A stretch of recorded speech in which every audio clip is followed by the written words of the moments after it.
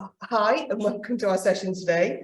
So I'm Rachel and this is Rachel and this is Rose, so two Rachels and a Rose. And we all work in the School of Arts and Humanities at Nottingham Trent University. And we all support colleagues to develop their learning and teaching for a variety of different deliveries on campus, blended online and distance. And through our experiences, the understanding of digital confidence has become increasingly important to us to be able to frame our work. So this is our presentation today, and we intend to speak for about 15 minutes and then highlighting our progress on our research project so far. So it's quite a factual presentation to a point. And then we'll have lots of time for discussion. So we really want to hear your views as well. So thank you, and let's begin. Okay, so to frame our talk and our research, we all do work at Nottingham Trent University, and Nottingham Trent do have a strategic aim of becoming a digitally sophisticated university by 2025. But understanding what confidence means in this context and how we can build it will all feed into this framework at the university. In our roles supporting learning and teaching and through the development of staff, so we're all mainly staff facing rather than student facing, we've long felt that building digital confidence is key to what we achieve. We first wrote about this last year. We kind of started to explore this idea last year, and we had a publication about this. But when we started to think about digital confidence, we found a difference in how it's represented in the literature. And although we found specific terms of digital confidence in the literature, you know, it's obviously emerging. It was rarely used individually or by itself. So what we'll do today is share our initial findings about where we found digital confidence in the research, and then what we'll be doing, how we'll be moving this forward through our further research. But what we really want to do is spark conversation within the room about what you all think digital confidence is. Rose and I are part of a small team supporting digital learning with technology in our school, and Rachel is our school's learning and teaching manager, advising on all things learning and teaching. And I wanted to just give you a little bit of context about how digital confidence came to us and why we started being interested in it. So before the pandemic, a very long time ago, we already had an established way of working with staff. So we work with a team supporting digital technology, and we've always had a partnered approach with staff. So we don't own the technology, they own their technology for learning. So instead of us keeping all the expertise about technology, we make sure that they're learning about the technology that they're using so they can own it in their teaching. I think implicit in that is the understanding that digital confidence is needed to in addition to digital skills, and we've always worked to support the growth of digital confidence for as long as I can remember. So it's always been implicitly in the back of our minds as something that was needed. In the pandemic, my background is in distance learning, but nobody was really prepared for what happened, and what happened wasn't really distance learning, it was something else that sometimes we called remote teaching at NTU. And we observed confidence as a factor really early on. So in many cases, digital skills weren't what was holding back our colleagues, it was their confidence. And we knew their digital skills, and we felt confident that they could meet the digital challenges that were ahead of them, but that often didn't align with their own view. So we identified we needed to support the growth of confidence, and Rose will talk a little bit about how we've done that later on. So the need for digital confidence hasn't gone away in this present time, I hesitate to say post-pandemic, but many of our institutions are exploring new learning opportunities, and we've talked about some of those this morning. Opportunities that offer greater flexibility for students, so hybrid, high flex, distance learning, what that looks like now, blended learning, what that looks like now, and how students can study beyond the traditional on-campus, online or blended delivery dynamic. So we'll again be adapting learning and teaching, I think, as we identify new methods for delivery, which might involve more colleagues being involved in distance learning, for example. And this transformation is really going to rely on digital skills and confidence in order to make that happen. Thank you.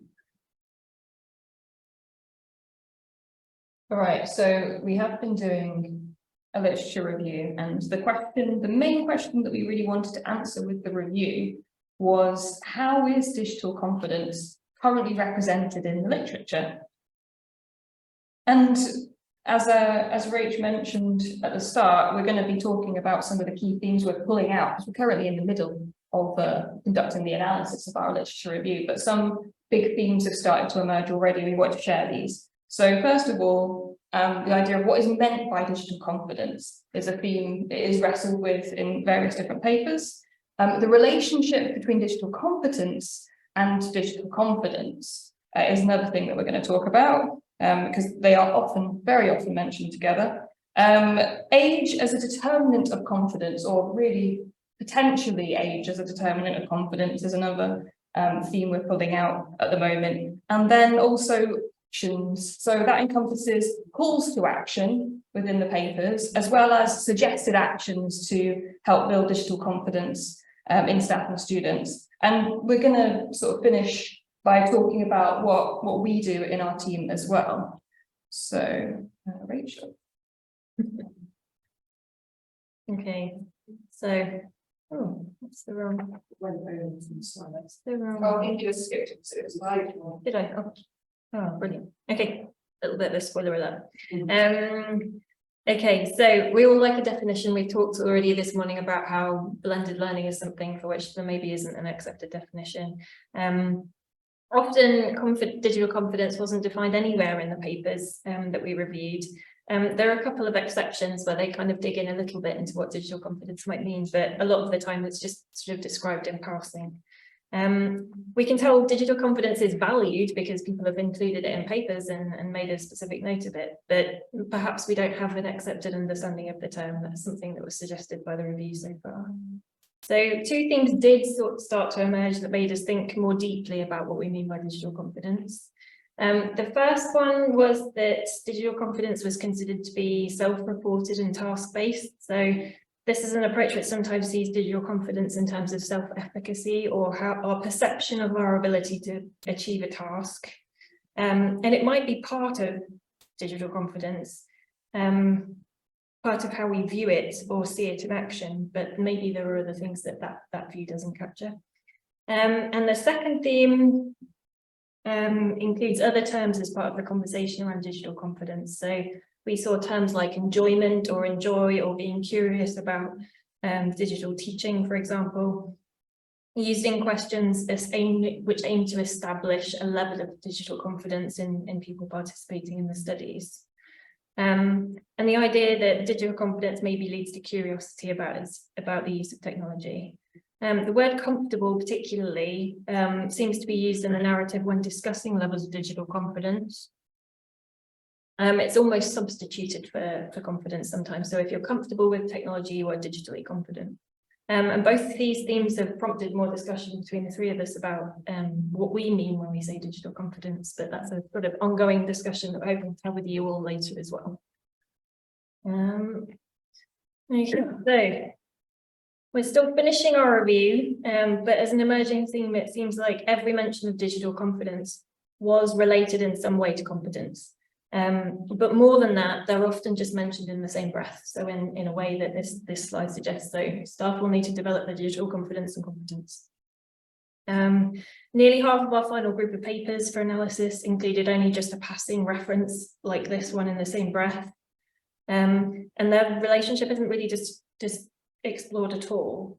And we wonder if this indicates an implicit notion that as digital competence is developed, digital confidence is automatically developed alongside it. A small number of studies do further investigate confidence and competence during discussions, and note the times when they correlate most often. However, in contrast, there were a small number of occasions when digital confidence was not aligned with digital competence. So those two things didn't line up at all. Times when confidence and competence weren't in alignment. One study in our review described an occasion where staff felt very confident in their own time, practicing using digital tools for an approach, but when it got to being in front of the students in the room, that confidence sort of disappeared. So might it be that digital confidence might be different in different circumstances or in different spaces?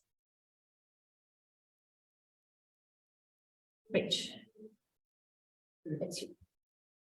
Okay, so what I want to say about this, that we're not critiquing any articles at the moment, we're just fact finding and seeing what the articles are telling us.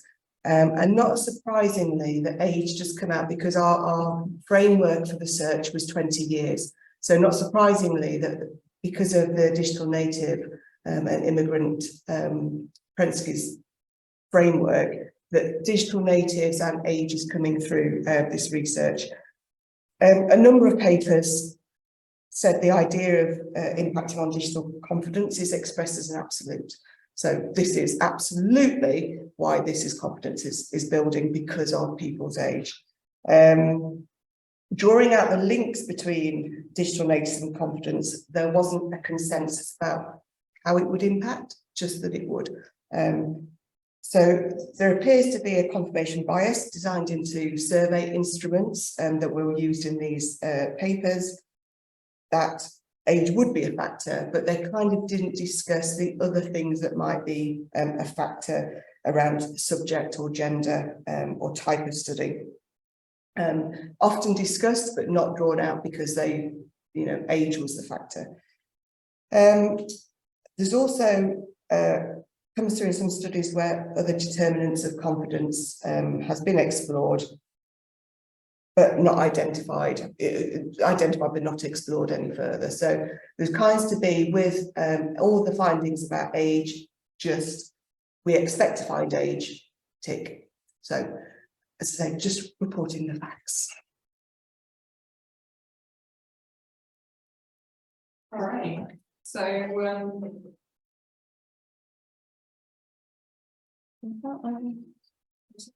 just find the right one. Got it. All right. So the fourth being calls to action and just what actions generally. In literature, we found a lot of calls to action around digital confidence. So where papers are pointing out that lack of digital confidence is causing a barrier, or that it's something extremely important that institutions need to address. So that moved on. So those are just a few of the selected quotations from the literature that we found where people are doing a call to action within that paper, sort of saying we need to address this. But however, when we get to thinking about suggested actions for how to address it, there's a real lack within the literature that we've looked at so far in terms of addressing confidence specifically. We didn't find very many actual practical actions within the literature of how to build digital confidence. And I've put the ones that we did find on the screen here. This is the vast majority of them. But I think it's worth noting that this is everything that could be considered an action that was suggested, that they haven't necessarily been evaluated. I don't know why it keeps moving on. They haven't necessarily been evaluated. They are just, some of them are just, well, I think next time we run this course, we're going to do this to try and build digital confidence. So these are all the sort of what's been literally drawn out of the papers. I think it would be important to look at the context of where they've come from to explore any in particular one. And so I think, given there was so little in the literature to draw out, I do feel quite comfortable giving you the anecdotal evidence of our own experience about what we do as a team to build digital confidence. So through a process of reflecting on the different ways that we've aimed to build digital confidence since the pandemic began, we identified 3 distinct thematic strands, which I think helped to articulate our approach. And we've discussed them in more detail in the paper that we previously published, which we'll give in the references at the end. So we thought welcoming, empowering, sharing, reflecting, and of course, because it's a then, they are interacting as well with each other. So welcoming and specific examples of what we do with this, when we aim for staff to be comfortable and prepared when attending the sessions that we run, we just make sure we're circulating information beforehand, including details of what is going to be expected of them in the session. We have different activities specifically to build rapport to prepare them for the sharing and reflecting part. Empowering, so we take opportunities to reinforce the idea that their expertise as educators is not only valuable, but actually vital within digital education. We highlight where we ourselves have technology failures during sessions when we were running lots of training. When things went wrong for us, we thought it was really important to not try and hide it, but to show it and talk about it, to normalise the sense that things go wrong and you have to be prepared to solve problems. And sharing and reflecting, when we come across anyone doing anything interesting with technology, even if it's just a very simple tool that they're using, that everyone uses, but they're just doing it a slightly different way, we will talk to them, ask if we can talk to them for a blog post, and we will write up a sort of blog post about what they're doing and share it on our team blog.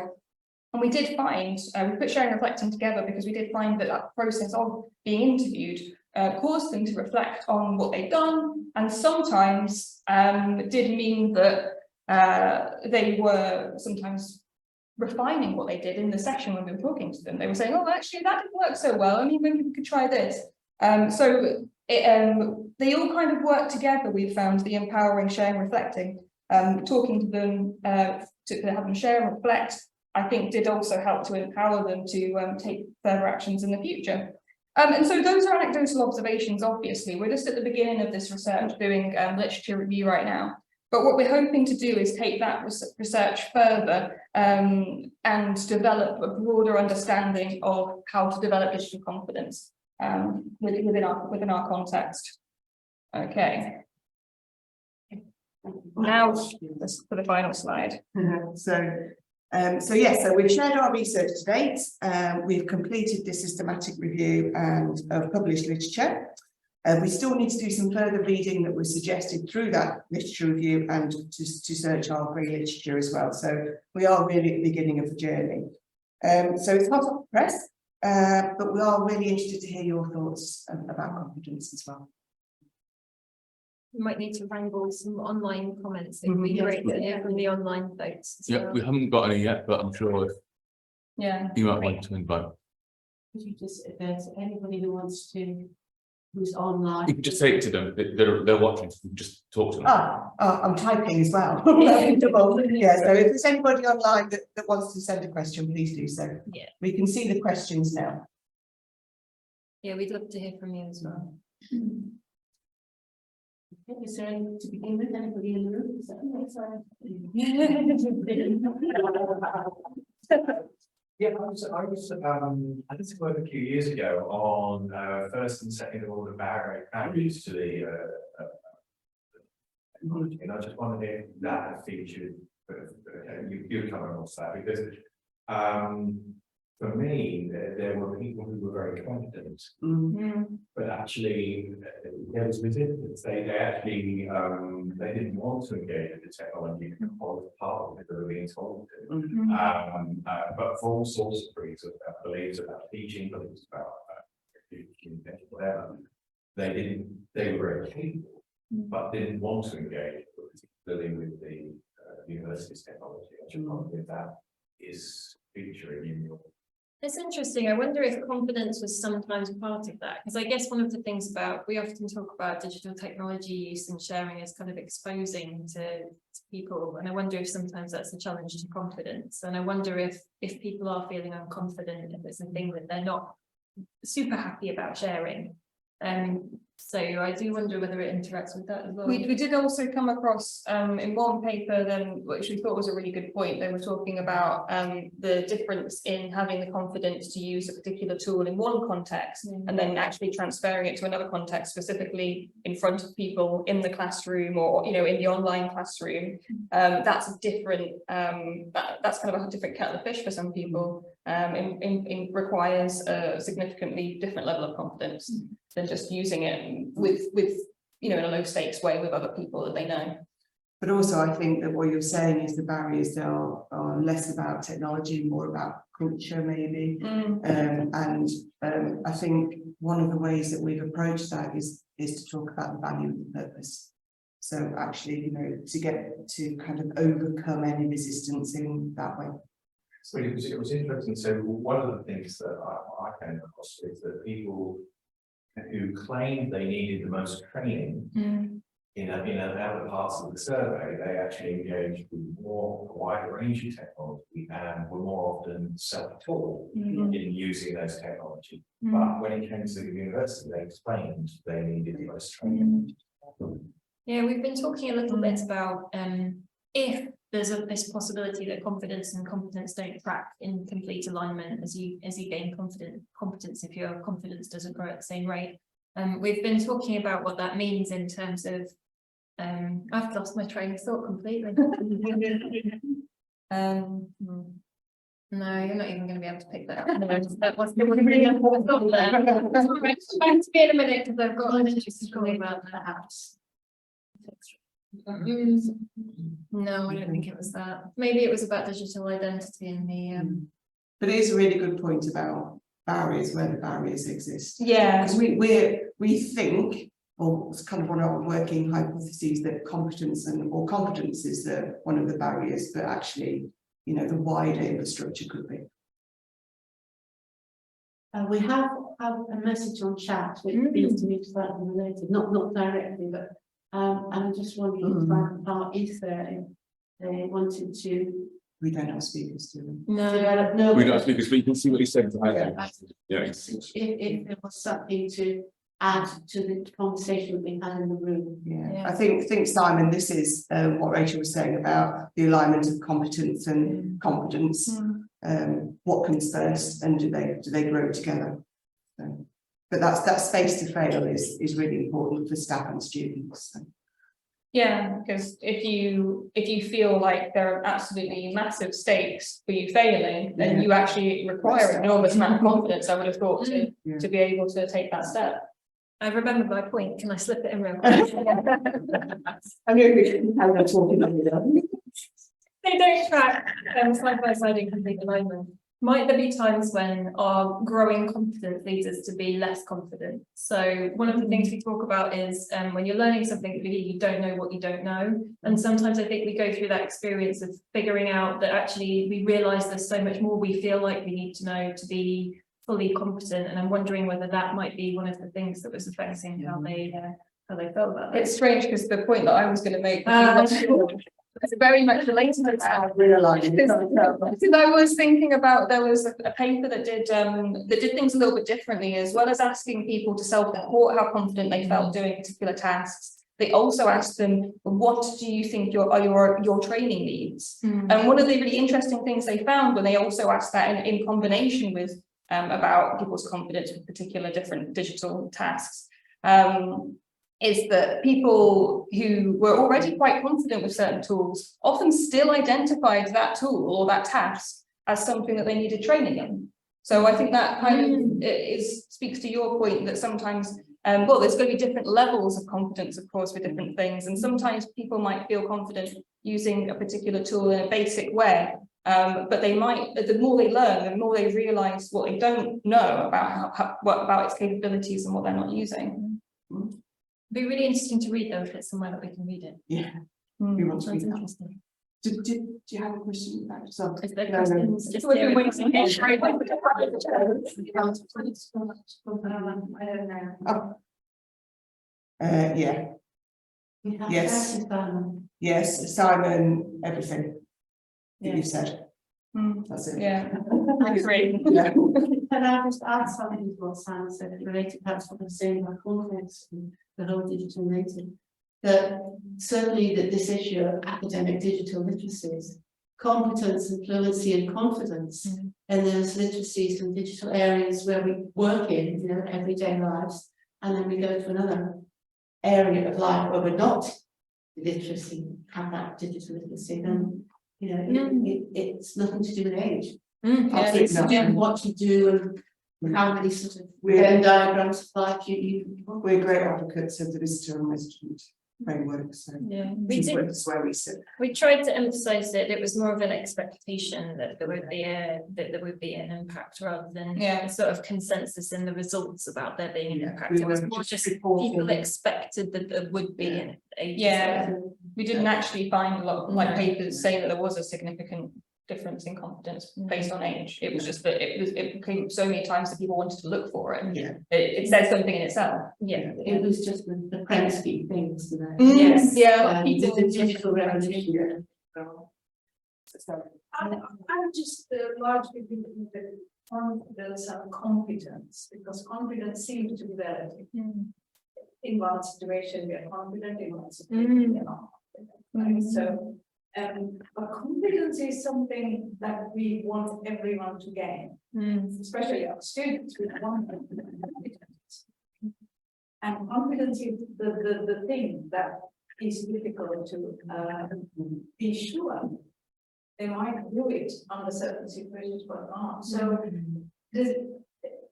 in other skills, not only digital, whether there's a comparison between confidence and competence. It's a very interesting book.